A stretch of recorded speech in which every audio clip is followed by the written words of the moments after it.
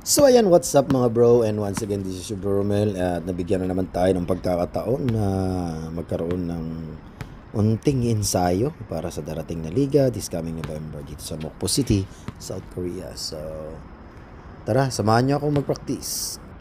Usually mga bro, pag ako nag-practice, ang lagi kong pina-practice ay yung footwork upon receiving the ball para maiwasan natin yung traveling violation. Kasi kung hindi tayo aware sa pivot foot natin, kadalasan pag-receive ng bola, dyan nag-uumpisa yung traveling before dribbling the ball.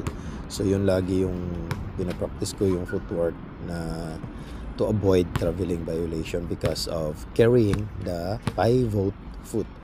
And after that, perimeter shot and yung practice na sinasabing ginawang asintahan yung depensa mo. Yun. Kasi dahil 47 na tayo, yung edad natin ay hindi na may tatago.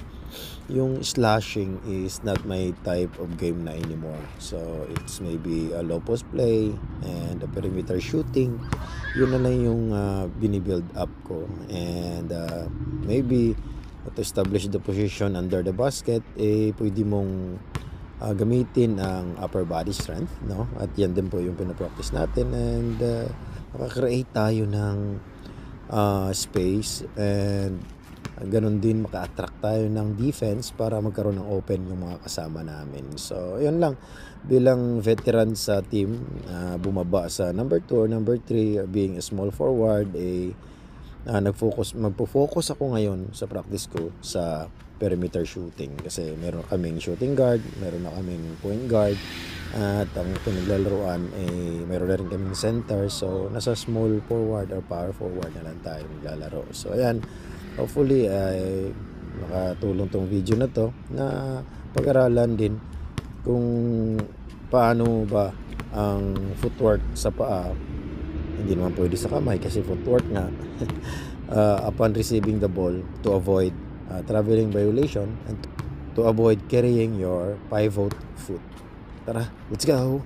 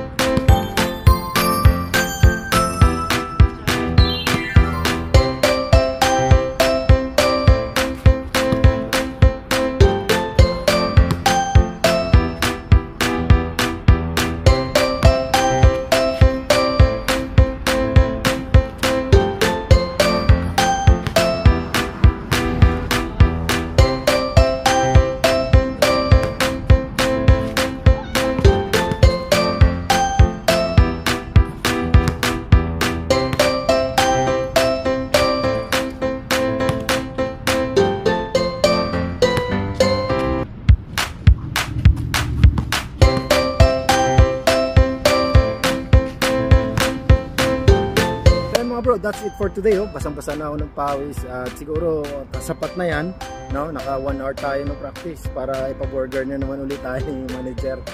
Ayan, shoutout kay Manager Gold Flores ng Pampanga. Ayan, so siya yung manager namin. Thank you sa suporta at sa tiwala. See you soon sa Burger King. Bless.